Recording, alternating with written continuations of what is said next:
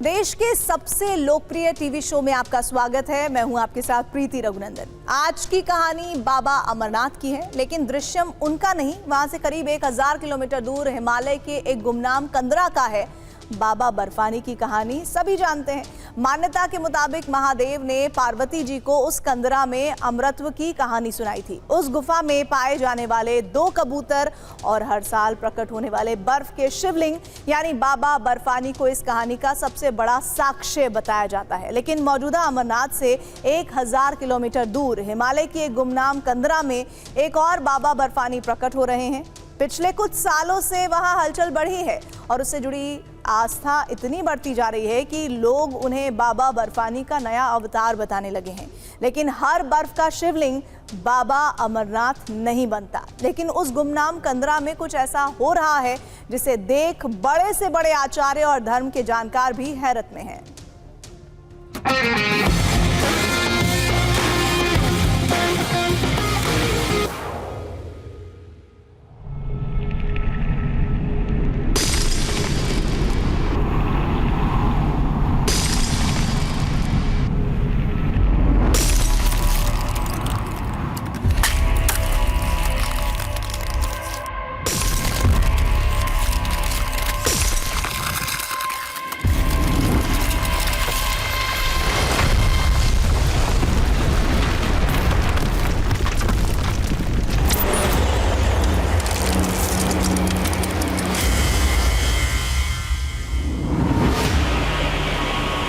ये अंत नहीं, आगाज था एक ऐतिहासिक खोज का, किसी अनजान पौराणिक घटना के गुमनाम साक्ष्य का।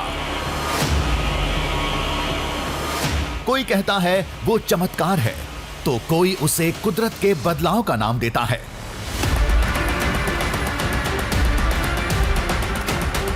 हकीकत जानने टीम दृश्यम मंजिल की तरफ रवाना हो चुकी थी।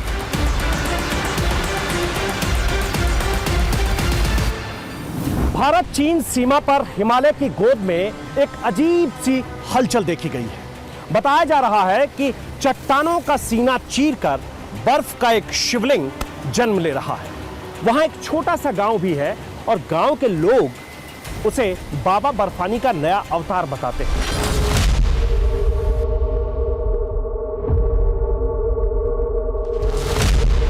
गांव वालों के मुताबिक वो हिमलिंग एकदम अमरनाथ गुफा के शिवलिंग की तरह, उसी तरह विशाल और उसी तरह बिल्कुल सफेद ठोस बर्फ का बना हुआ।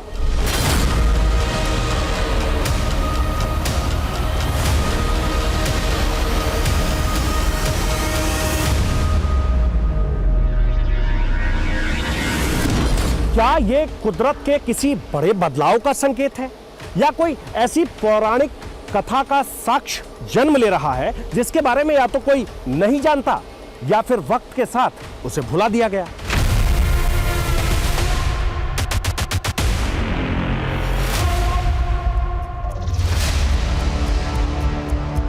बर्फ का शिवलिंग पूरी दुनिया में केवल अमरनाथ धाम में बनता है। ये दूसरा अमरनाथ कहां से आ गया? लोग उसे बाबा बर्फानी का नया अवतार क्यों कहते हैं? उसे पहली बार कब देखा गया? उसकी कोई कहानी भी है या मामला केवल जुबानी है? सच जानने के साथ एक बड़ी खोज का जुनून सिर पर सवार था,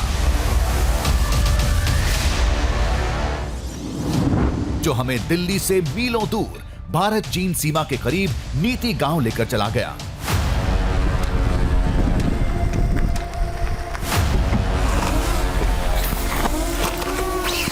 ये सुनसान गांव महज एक पड़ाव था। मंजिल यहां से कोसों दूर किसी चोटी की बुलंदी पर थी, जिसका रास्ता खतरनाक नीति घाटी की गहराइयों से होकर जाता था।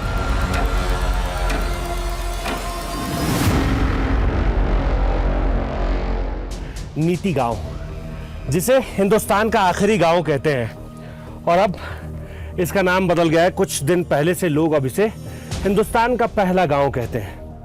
लेकिन इस गांव में कोई नहीं है। घर है, दरवाजे हैं, आंगन है, लेकिन लोग नहीं है। कहते हैं कि इस गांव में साल के 8 महीने तकरीबन कोई नहीं रहता। साल के सिर्फ 4 महीने ही यहां लोग रहते हैं।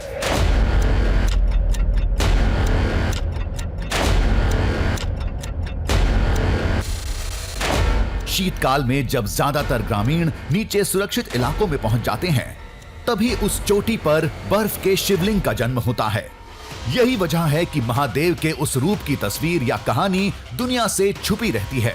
लोगों ने बताया था कि उस कंदरा वाले शिवलिंग और कश्मीर वाले अमरनाथ के शिवलिंग में इतनी समानता है कि उसे छोटा अमरनाथ कहा जाने लगा।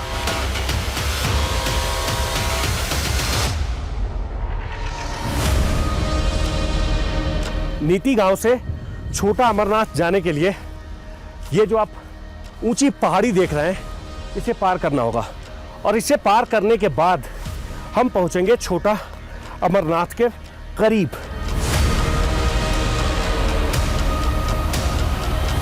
केवल पहाड़ पार करने से मंजिल हासिल नहीं होती, सही पगडंडी पकड़े बगैर मिशन नामुमकिन था। हमारी किस्मत अच्छी थी, पूरा गांव खाली नहीं था। कुछ लोग थे जो साफ सफाई, जानवरों की देखभाल के साथ दूसरे जरूरी कामों के लिए रुके थे। हमने सबसे बात की, उस कंदरा की कहानी को समझा। सब सुनने के बाद हैरत में पड़ गए। उस गुफा की कहानी काफी हद तक अमरनाथ गुफा जैसी थी। इस जगह को छोटा अमरनाथ कहा जाता है। छोटा अमरनाथ इसलिए कहा जाता है क्योंकि जो अपना अमरनाथ है, जैसे वहाँ पे अपने आप ही शिवलिंग निर्मित होती है, यहाँ पे भी शिवलिंग अपने आप ही यहाँ पे प्राकृतिक रूप से बन जाती है। और ऐसी ही नहीं, बहुत सारी ऐसी समानताएं हैं जो वहाँ का अमरनाथ और यहाँ के अमरनाथ में हैं। यहाँ पर विशेष महीने में, कुछ सेलेक्टेड महीने में यहाँ पे शिवलिंग का आकार बनता है। शिवलिंग का आकार बनता है तो इसके पीछे काफ़ी सारी पौराणिक कहानियाँ हैं जो हमने बूढ़े बुजुर्गों से सुनी हुई है। तो उसमें से जो सबसे विशेष कहानी है वो हमने ये सुनी थी कि यहाँ पर जो ऋषि भृगु थे, उन्होंने यहाँ पे तपस्या करी। जब उनकी तपस्या समाप्त हो गई तो जो इनकी तपोस्थली थी, यहाँ पर शिवलिंग ने आकार लेना शुरू कर दिया। उस गुफा को समझने से पहले अमरनाथ की कहानी को याद करना होगा। जम्मू कश्मीर के अनंतनाग में करीब 12,500 फीट की ऊंचाई पर एक विशाल गुफा है। मान्यता के मुताबिक गुफा के अंदर हर साल महादेव बर्फ अवतार में प्रकट होते हैं। माना जाता है कि भगवान शिव ने इसी कंदरा में मां पार्वती को अमरता की कथा सुनाई थी। पौराणिक मान्यता के मुताबिक इस गुफा को सबसे पहले महर्षि भृगु ने देखा था, जिन्होंने वहां पर घोर तपस्या की थी। कथा ही नहीं, दोनों जगहों की भौगोलिक स्थिति भी बहुत मेल खाती है। नीति गांव 11,300 फीट की ऊंचाई पर है और जब हम छोटा अमरनाथ पहुंचेंगे तो वो तकरीबन 12,000 फीट की ऊंचाई होगी। और एक समानता ये भी है कि तकरीबन 12 से 12,500 फीट की ऊंचाई पर अमरनाथ है और 12,000 फीट की ऊंचाई पर यहां छोटा अमरनाथ भी है। कहानी का क्या है वो तो बनाई भी जा सकती है, लेकिन हमें सबसे ज्यादा चौंका रहा था बर्फ का प्राकृतिक शिवलिंग, जो अभी तक पूरी दुनिया में केवल अमरनाथ में बनता था। पहली बार देश के किसी और हिस्से में उसे देखे जाने का दावा किया गया था, और वो भी बिल्कुल ठोस बर्फ का, जैसा अमरनाथ में होता है। तो जैसा शिवलिंग अमरनाथ में बनता है, यहाँ पर भी वैसा ही शिवलिंग बनता है। तो अमरनाथ में आपका एक शिवलिंग बनता है, तो यहाँ पर आपके अनेकों शिवलिंग, आपके जो शिवलिंग हैं वो ऊपर से टपक के बनते हैं। जैसे आपने सब जगह देखा होगा, जहाँ पर भी पानी ऊपर से टपकता है तो भुरभुरा बर्फ होता है, और यहाँ पर ठोस नीला बर्फ आपको देखने को मिलता है। जैसा अमरनाथ में होता है वैसा यहीं भी होता है। एक पर्टिकुलर मंथ में जैसे अमरनाथ में शिवलिंग बनता है फिर ख़त्म हो जाता है, वैसे ही यहाँ पे भी शिवलिंग बनता है और धीरे धीरे शिवलिंग विलुप्त होने लगता है।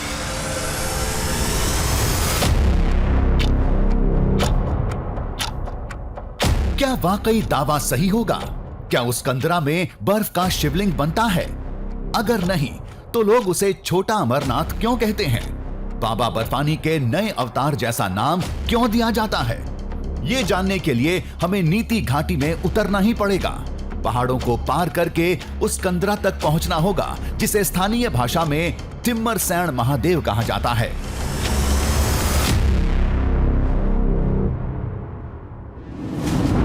जो नीति गांव से करीब 10 किलोमीटर दूर एक चोटी पर है।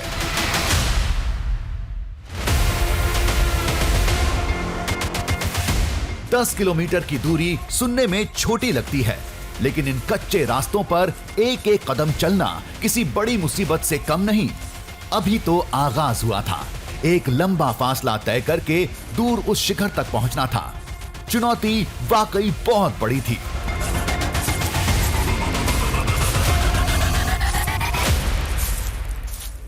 इस सफर में कई तरह के रास्तों से गुजरना है। अभी मैं जिस जगह पर पहुंचा हूं, चारों तरफ आपको ऐसा दिख रहा होगा कि जंगल है, लेकिन ऐसा नहीं है। अब से चंद कदम की दूरी पर ये सब कुछ खत्म हो जाएगा। ऐसा पहाड़ दिखेगा जिसके ऊपर पेड़ पौधे, यहाँ तक कि घास मिलना भी दूभर हो जाएगा। और ये वो जगह है जहाँ सांस लेने में भी लोगों को बहुत परेशानी होती है। कहते हैं कि वो बहुत ऊंचाई वाली जगह है, वहाँ ऑक्सीजन लेने में बहुत परेशानी होती है। फिलहाल इस जंगल को पार करना होगा, और जब हम इस जंगल को पार कर जाएंगे तब जाकर हमें सही ये पता चल पाएगा कि अभी और कितना रास्ता बाकी है।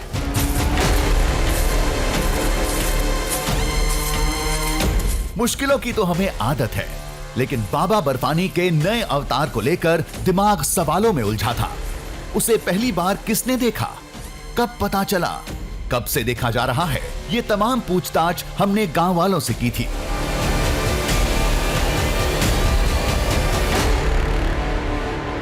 इस देश में लोग कहते हैं कि एक ही अमरनाथ है, तो जब एक अमरनाथ है ही तो ये दूसरा अमरनाथ कैसे हो गया? ये कब से है? आप तो यहीं के रहने वाले हैं, ये कब से आप लोग देख रहे हैं?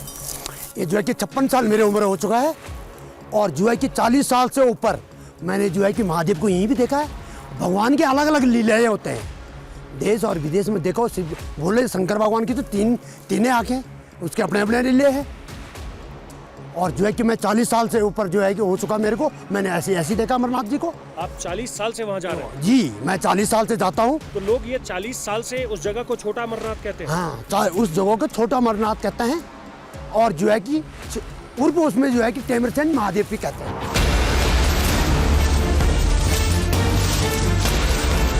गांव की मौजूदा बुजुर्ग पीढ़ी सालों से देखती आ रही है। उससे पहले उन्होंने अपने बुजुर्गों से सुना था।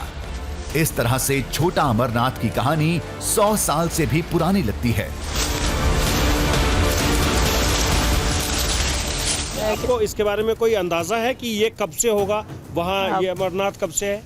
ये इतना तो नहीं बेटा, अब हम जब बचपन में गए थे तो उससे पहले से है। ये उससे पहले से है, तो मतलब पता ये नहीं 7-8 दशक हम मान के चलें कि इतना समय हो पता गया नहीं होगा। कब पहले से ही होगा वो, कि हमारे माता पिता ने देखा होगा, हमारे दादा लोगों ने देखा होगा, तब हमने देखा। गांव वालों के मुताबिक उनके पूर्वज उस पौराणिक कंदरा के रास्ते व्यापार करने तिब्बत जाते थे। उस समय भी बर्फ का शिवलिंग मौजूद था।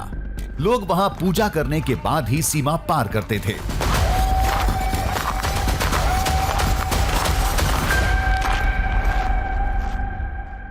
मेरे ताऊ जी हैं यहाँ पे, कल्याण सिंह रावत जी, अभी तो गुजर चुके हैं, 95 साल के थे।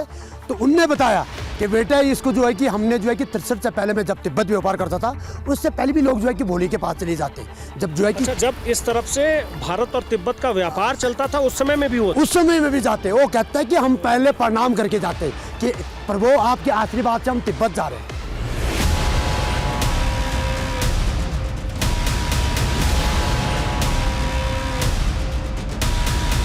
और हम लोगों के जो पूर्वज थे वो सब तिब्बत व्यापार करते थे, इससे ज़रा दूर रहते थे प्रसार से। लेकिन अब ज़माना बदला तो लोगों ने देखा, और जो लोग अमरनाथ भी गए हैं उन्होंने देखा ये तो अमरनाथ की तरह ये गुफा का शेप लेता है और शिवलिंग का शेप लेता है। आज भी आप जाइए तो बिल्कुल जो है वो शिवलिंग का शेप में उसके आकार की मूर्ति बनती है। अमरनाथ गुफा को पहली बार 1950 में देखा गया था। उसके बाद से हर साल यात्रा की परंपरा शुरू हुई, लेकिन इस छोटे अमरनाथ को बाहरी दुनिया के लोग नहीं जानते।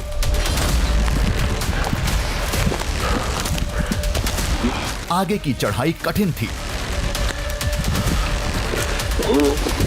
छोटे पत्थरों पर पैर नहीं टिक रहे थे,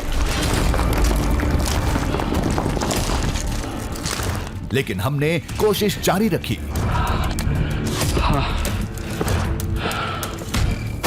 सामने जो ये एक और ऊंची चोटी है, इसे भी पार करना है। और पहाड़ में जब बड़े चट्टान हो तो आप पैर रखकर आराम से पार कर सकते हैं, लेकिन जब ऐसे छोटे छोटे पत्थर होते हैं तो पैर को टिका पाना सबसे मुश्किल काम होता है।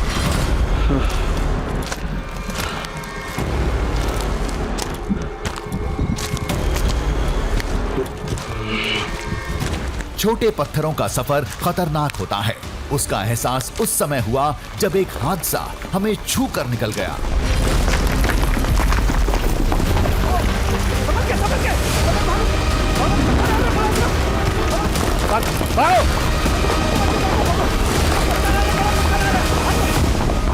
अभी मैं आपसे यही जिक्र कर रहा था कि इन रास्तों को पार करना बहुत मुश्किल काम है, क्योंकि ये जो आपको नीचे छोटे छोटे पत्थर दिखते हैं, असल में यही पत्थर ऊपर से नीचे की तरफ खिसक कर चले आते हैं, जिसमें कई बार छोटे पत्थरों के साथ बड़े बड़े पत्थर भी होते हैं।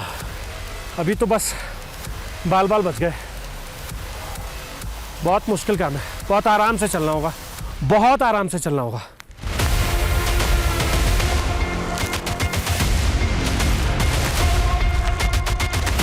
बड़ी खोज की परेशानियां भी बड़ी होती हैं, और ये मामला तो दूसरे अमरनाथ का था, जिसके बारे में स्थानीय गांव वालों के सिवाय कोई नहीं जानता। चौंकाने वाली बात यह है कि दोनों अमरनाथ की कहानियों में समानता भी काफी है।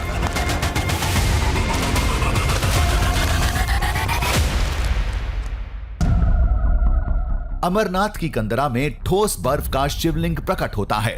ठीक वैसा ही ठोस बर्फ का शिवलिंग छोटा अमरनाथ में भी है। अमरनाथ गुफा समुद्र तल से करीब 12,756 फीट की ऊंचाई पर है।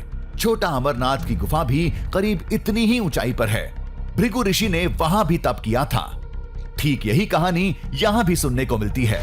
अमरनाथ यात्रा के ठिकानों को लेकर जो कहानी सुनने को मिलती है, वही कथा और वैसे ही ठिकाने छोटा अमरनाथ के रास्ते को लेकर भी है।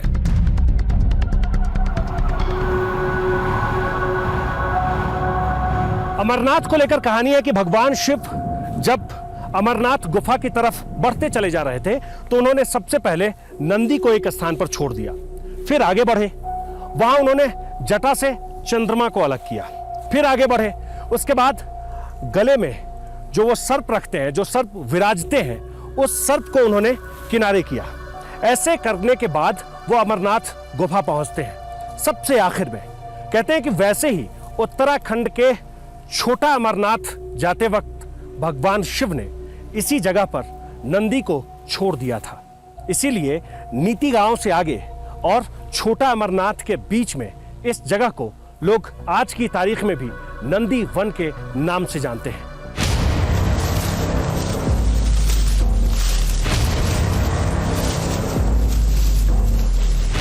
दो जगह जो एक दूसरे से 1250 किलोमीटर से भी ज्यादा दूर हैं, उनमें इतनी समानता कैसे हो सकती है? एक जैसे बर्फ का शिवलिंग कैसे बन सकता है? ऐसा तो अमरनाथ के अलावा कहीं नहीं बनता था। देखते हैं और कितने नए दृश्यों से सामना होता है।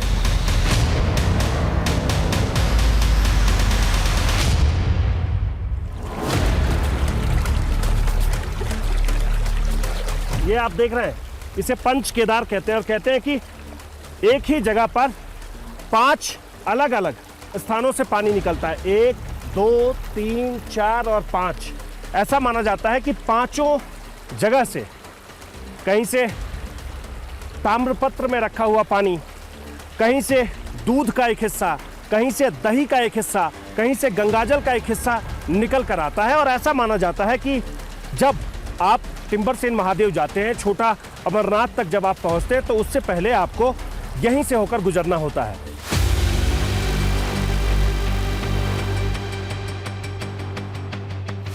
तभी हमारी निगाह कुछ पहाड़ी जानवरों पर पड़ी, जिसने अमरनाथ गुफा की एक कहानी याद दिला दी। वहां अमर कबूतरों का जोड़ा दिखने का दावा किया जाता है।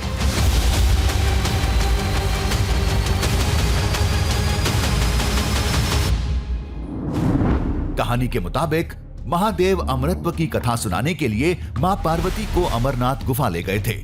कथा सुनते वक्त देवी पार्वती सो गईं। इस दौरान वहां मौजूद कबूतर के एक जोड़े ने पूरी कहानी सुन ली। माना जाता है कि अमरत्व की कथा सुनने के बाद दोनों कबूतर अमर हो गए और दावे के मुताबिक पक्षियों का वो जोड़ा आज भी अमरनाथ गुफा में दिखाई देता है। लेकिन गांव वालों के मुताबिक छोटे अमरनाथ की उस गुफा में कोई कबूतर नहीं दिखाई देता। हमने पहले भी कहा था, कहानियां तो बनाई भी जा सकती हैं, लेकिन अमरनाथ जैसा बर्फानी अवतार का दिखना ही सबसे बड़ा साक्ष्य है। देखते हैं हमें क्या मिलता है। नीति गांव से ऊपर की तरफ चलना शुरू करते हैं तो सांस लेने में परेशानी होती है, हाई एल्टीट्यूड के चलते। तकरीबन 12,000 फीट की ऊंचाई तक हमें जाना है। ये 11,500 फीट की ऊंचाई होगी। पीछे जो आप ये पहाड़ी देख रहे हैं, इसी के एक हिस्से में छोटा अमरनाथ है, लेकिन यहाँ आपको ना तो पेड़ दिखेगा ना तो पौधा दिखेगा। हरियाली नाम की कोई भी चीज़ यहाँ नहीं दिखेगी। यही कारण है कि सांस लेने में बहुत ज़्यादा परेशानी होती है।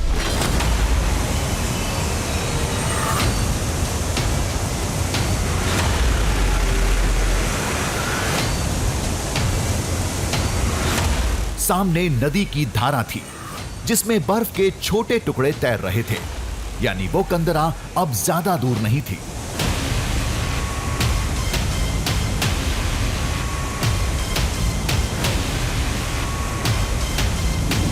कहते हैं कि जिस महीने में छोटा अमरनाथ अपने आप दिखने लगता है, उसी महीने में ये नदी भी दिखती है। जिस महीने में शिवलिंग का अपने आप निर्माण होता है, प्राकृतिक तौर पर वो शिवलिंग तैयार हो जाता है, उसी महीने में ये नदी भी दिखती है।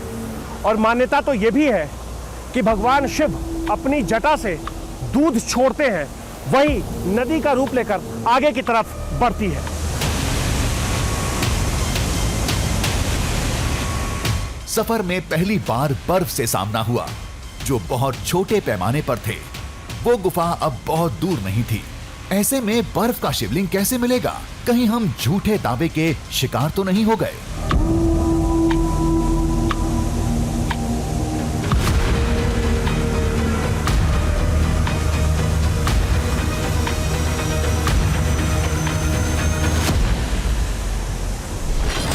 अमरनाथ गुफा में तो 8 फीट ऊंचा बर्फ का शिवलिंग बनता है, जिसे लोग बाबा बर्फानी भी कहते हैं।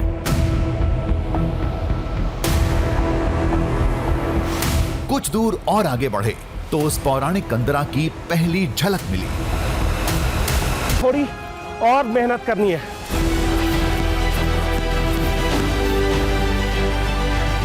हमारे कदम तेजी से बढ़े, लेकिन इसकी पहली झलक ने ही हमें चौंका दिया।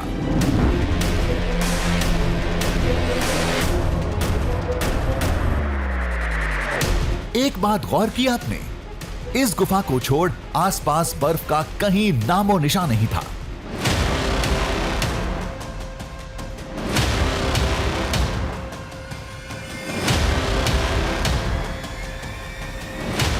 प्रवेश द्वार पर बर्फ की लंबी शिलाएं दिख रही थीं। कहते हैं इसके अंदर बाबा बर्फानी का नया अवतार नजर आता है।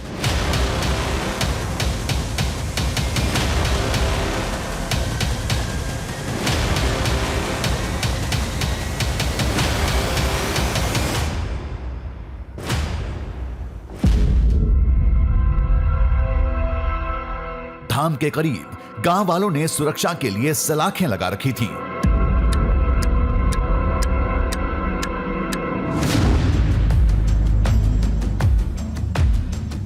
हम आगे बढ़े, लेकिन हमारे और कंदरा के बीच में बर्फ की सीढ़ियां थीं, जिस पर चढ़ना खतरनाक हो सकता था।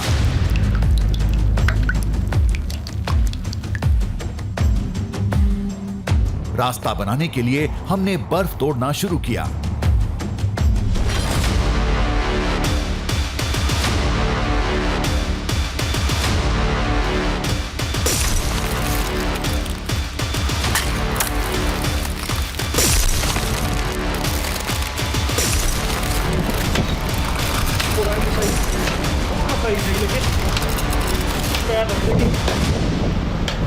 शायद ये हमारी आखिरी परीक्षा है, क्योंकि हम जो इसका मुख्य द्वार है ठीक उसके नीचे खड़े हैं, लेकिन ऊपर जाने के लिए ये जो आप बर्फ देख रहे हैं इसे हटाना होगा, क्योंकि पैर रखने की जगह नहीं है। और अगर हम ऐसे पैर रखते हैं तो सबसे ज्यादा परेशानी ऊपर चढ़ने में है। डर है कि कहीं पैर फिसल ना जाए। देखिए, जगह मिल गई। इसके बाद हमने महादेव के इस कुदरती धाम में कदम रखा, जिसे लोग छोटा अमरनाथ कहते हैं।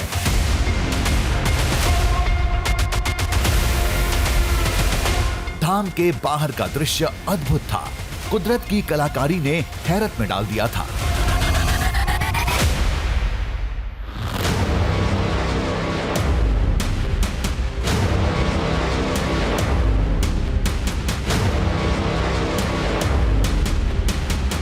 एक एक नजारा बिल्कुल ही वैसा जैसा गांव वालों ने बताया था।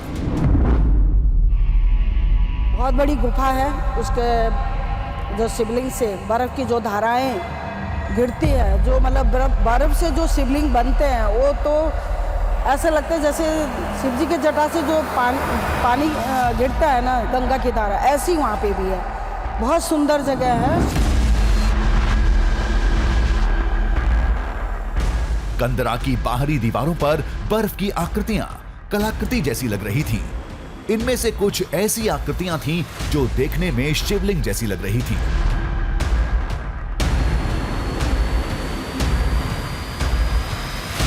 लेकिन ये वो नहीं थे जिसकी खोज हमें यहां तक लाई थी। वो अंदर था। इन्हीं पतले दरारों से अंदर जाना था। उससे पहले एक जरूरी काम करना था।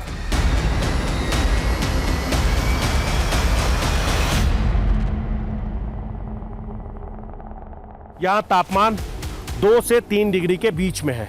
ये देखने में आपको बहुत तेज धूप लग रहा होगा, लेकिन जब यहाँ थोड़ी सी हवाएं चलती है तो ठंड अचानक बढ़ जाती है। लेकिन यहाँ हमें जूता खोलना होगा और किनारे रखकर आगे नंगे पैर ही चलना होगा। कहते हैं कि वहाँ जूता पहनकर जाने की इजाज़त नहीं है। भगवान शिव इसकी इजाज़त नहीं देते हैं छोटा अमरनाथ में ऐसे ही आने की। चलते हैं।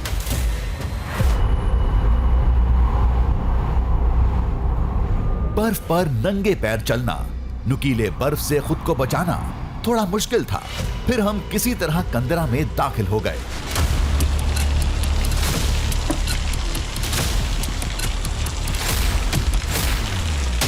गुफा के अंदर वैसी ही बर्फ की नुकीली आकृतियां छत से लटकी दिखी, जिनसे लगातार पानी टपक रहा था।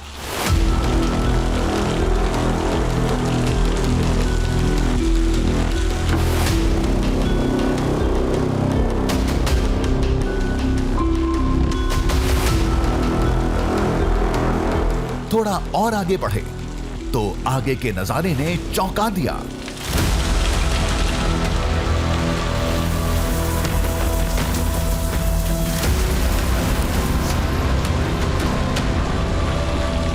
छत से जमीन तक बर्फ की लंबी आकृतियां थी, शिवलिंग जैसी, कई फीट लंबी।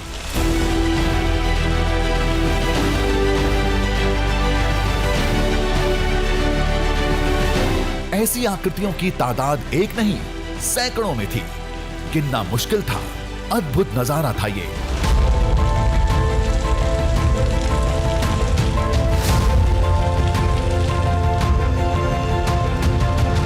यही वो आकृतियां थीं जिसकी वजह से इसे छोटा अमरनाथ का नाम दिया जाता है।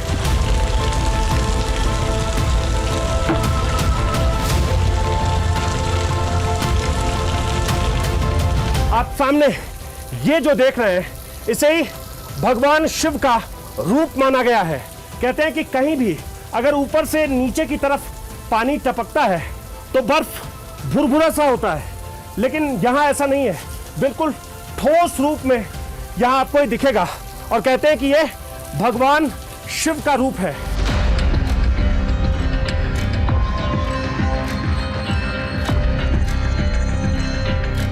पूरी कंदरा भगवान शिव के ऐसे रूपों से भरी पड़ी थी। हर कोना, हर दीवार, हर छत पर शिवलिंग था।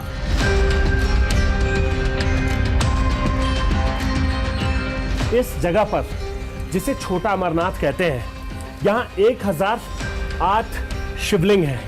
ये आप देख रहे हैं, 1 2 3 4 5 6 छोटे बड़े तकरीबन 10 से 15 शिवलिंग ठीक हमारे सामने हैं। और लोग ये मानते हैं कि ये जो हिस्सा आप देख रहे हैं, ये जो 1 2 छोटे बड़े ऐसे ही न जाने कितने, ये जो बर्फ का आकार ऊपर से नीचे की तरफ आपको दिख रहा होगा, इसे भी ये माना गया है कि ये भगवान शिव का रूप है। और कहते हैं कि यहाँ के पत्थर में, यहाँ के बर्फ के हर एक टुकड़े में भगवान शिव बसते हैं, ठीक वैसे ही जैसे अमरनाथ में बसते हैं।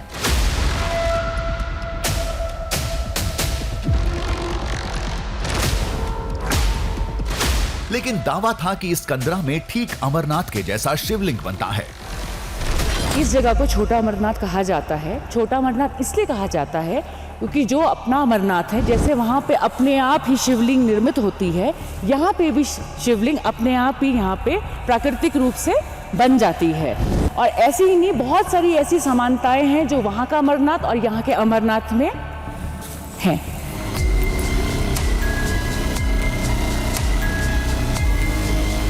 शिवलिंग के आकार के बर्फ थे, लेकिन अमरनाथ के जैसे नहीं थे। हमने थोड़ी और खोज की, थोड़ा और अंदर गए।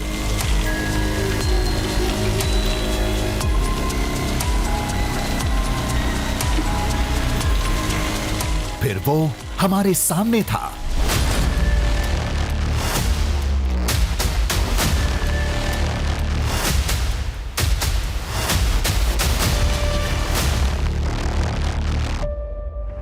कहते हैं कि जैसे अमरनाथ में शिवलिंग उत्पन्न होता है, शिवलिंग का निर्माण होता है, ये दीवार से पानी रिसने के बाद बर्फ एक आकार लेती है और आकार लेने के बाद शिवलिंग जैसा दिखता है, ठीक वैसे ही यहाँ भी होता है। यहाँ वैसे ही दीवार से पीछे से पानी रिसकर आगे की तरफ आता है और ये कुछ दिनों तक बिल्कुल बुलबुला जैसा बनता है और फिर बाद में ये बर्फ का एक ठोस आकार आपको दिखेगा और फिर ये शिवलिंग का आकार ले लेता है। इसे ही लोग अमरनाथ कहते हैं, छोटा अमरनाथ कहते हैं।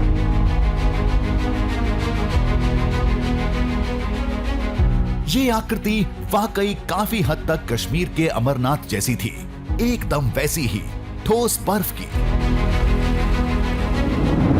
एक साथ देखने पर बताना मुश्किल हो जाएगा कि कौन उत्तराखंड का छोटा अमरनाथ है और कौन कश्मीर का अमरनाथ।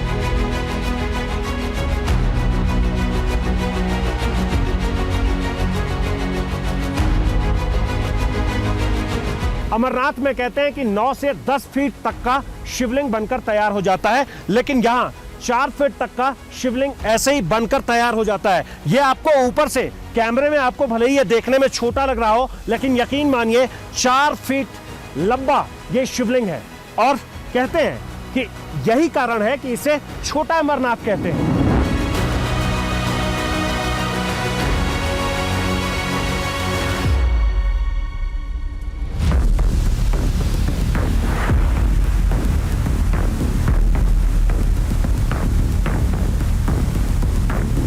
इससे भी अद्भुत जगह थोड़ी नीचे थी। गुफा के निचले हिस्से में दावे के मुताबिक ये वो जगह थी जहां महादेव का नीलकंठ अवतार दिखता है।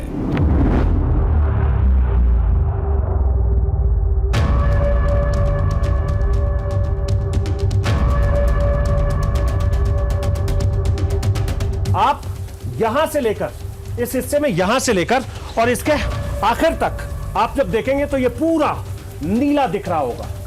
लोग ये कहते हैं कि ये नीलकंठ महादेव का चमत्कार है। अब चूंकि इसका दूसरा तर्क किसी को मालूम नहीं है कि ये नीला क्यों दिखता है, तो लोग इसे भगवान शिव का ही चमत्कार मानते हैं।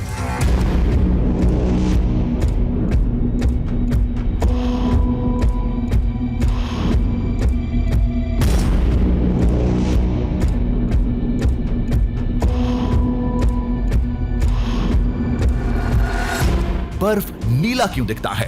विज्ञान के पास इस सवाल का जवाब है और इसकी वजह है बर्फ का पत्थर जैसा ठोस रूप।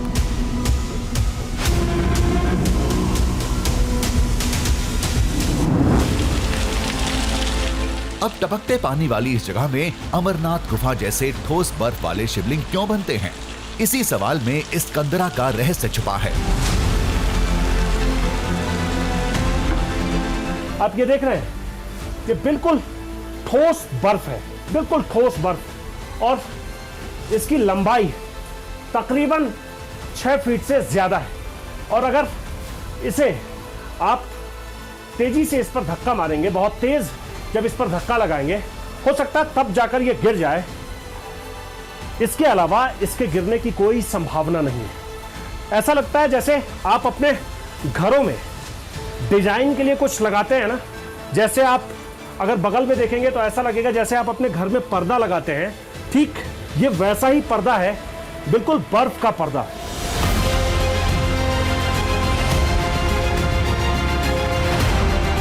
वाकई ये जगह अद्भुत है, अलौकिक है। यहाँ के आकार अविश्वसनीय हैं।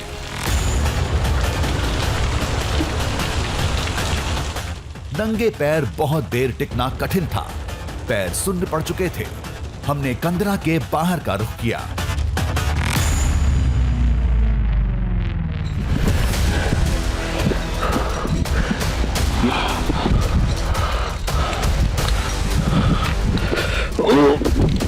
तभी एक आवाज ने चौंका दिया।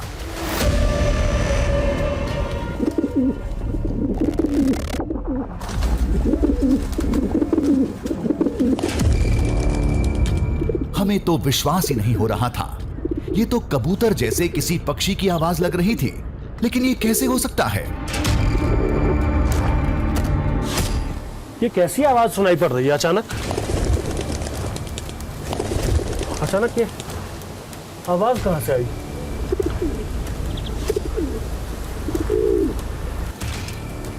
अरे ये कबूतर जैसी आवाज नहीं है, लेकिन यहां कहां होगा कबूतर? यहां कबूतर कहां होगा?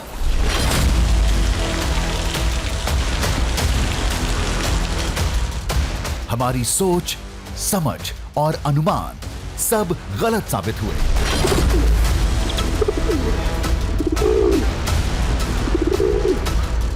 बारह 12,000 फीट से ज्यादा ऊंचाई पर इस सुनसान इलाके में हमारी आंखों के सामने एक कबूतर था। 12,000 फीट की ऊंचाई पर अभी हम हैं, और आप ये देख सकते हैं कि जैसे मेरा पैर नहीं टिक रहा है इस बर्फ के ऊपर, वैसे ही ये कबूतर जब नीचे आया है तो इसका भी पैर नहीं टिक रहा है। क्योंकि आसपास आपको ना तो कोई पेड़ है, ना पौधा है, ना दाना है, ना पानी है। इंसान बहुत मुश्किल से आ पाते हैं इस जगह पर। तो ये सोच पाना भी कि इस जगह पर कबूतर होगा, ये मेरे जहन में नहीं था। ये मेरे सोच में भी ये बात नहीं थी कि कोई कबूतर यहाँ हो सकता है। लेकिन वो आवाज़ बार बार सुनाई पड़ रही थी और अचानक ही सामने वो कबूतर हमें यहाँ दिखाई दिया। मुझे लग रहा है कि वो कुछ देर पर अपना ठिकाना भी बदल रहा है और अब वहाँ से निकलकर वो नीचे चला गया है ये कबूतर। अब तो मन में सवालों का समुद्र उमड़ पड़ा था। ये कबूतर यहाँ कब से है, क्यों है, इसे पहले किसी ने क्यों नहीं देखा? गांव वालों ने भी कभी नहीं देखा था। फिर ये कहां से आया?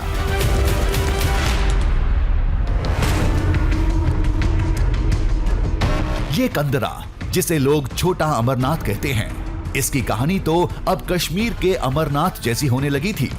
वहां अमर कबूतरों का जोड़ा देखने की बात कही जाती है, यहां भी एक था। अब तो मुझे इस बात को जानने की उत्सुकता है कि क्या वाकई में यहाँ 2 कबूतर हैं या सिर्फ एक ही कबूतर है। अगर एक ही कबूतर है तो भी आश्चर्य की बात है, और अगर 2 कबूतर हैं तो क्या वाकई में जिसे लोग छोटा अमरनाथ कहते हैं वहां सब कुछ वैसा ही है जैसे लोग अमरनाथ को लेकर कहते हैं। कबूतर का दिखना जरूर कोई इत्तेफाक होगा, लेकिन ये इत्तेफाक बेहद अजीब था। अब तो हमें दूसरे कबूतर की तलाश थी।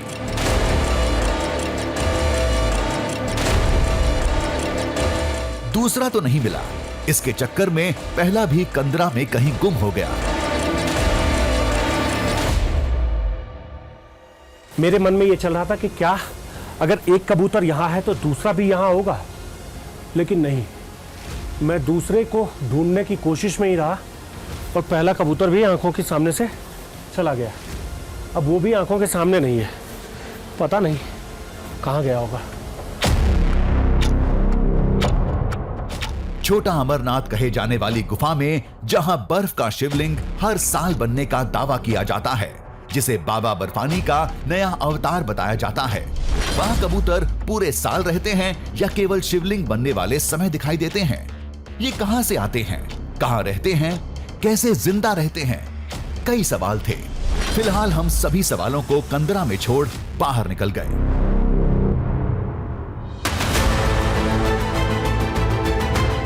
हमने पहले भी कहा था, कहानियां तो बनाई जा सकती हैं, लेकिन दृश्य झूठ नहीं बोलते।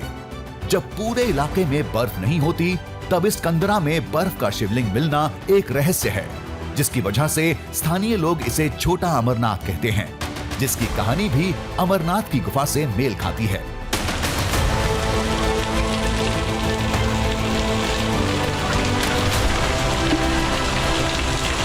क्या ये कोई ऐसी पौराणिक पहेली है जिसे अभी सुलझाना बाकी है? कहीं ऐसा तो नहीं कि भविष्य के बद्रीनाथ की तरह भविष्य के अमरनाथ की कोई कहानी भी पुराणों के किसी अध्याय में दबी पड़ी है, जिसे अभी तक खोजा नहीं गया है? हम अगर इतिहास में देखें तो हमारे शास्त्रों में, पुराणों में इसका जिक्र नहीं मिलता, लेकिन मैं कह सकता हूँ कि षड्यंत्रकारी लोगों ने निश्चित तौर पर कहीं ना कहीं हमारे शास्त्रों के साथ, पुराणों के साथ छेड़छानी हुई है, और वो संदर्भ में, वो जो संदर्भ थे कहीं विलुप्त हुए हैं। रही बात कबूतर दिखने की, तो हो सकता है गांव खाली होने की वजह से पक्षी दाने की तलाश में भटक कर आ गए हों। नीति गांव के कुछ हिस्से पहाड़ के दूसरे इलाकों में भी फैल गए हैं, जो उस कंदरा के काफी करीब हैं। हो सकता है वो कबूतर वहीं से आया हो।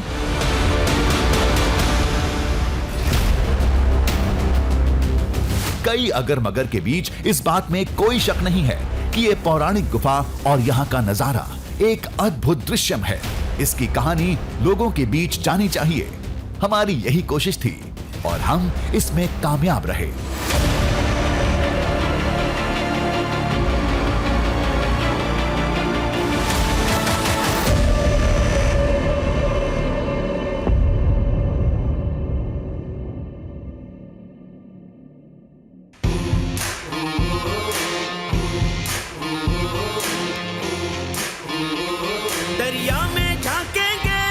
पर्वत को नापेंगे, बांधेंगे धरती को अंबर की डोरों से, सूरज के चेहरे से पर्दा हटाना है, तूफान आंधी को भी अब चीर के जाना है, कुदरत की मुट्ठी से अब छीन लाएंगे हम, कुदरत की मुट्ठी से अब छीन लाएंगे हम।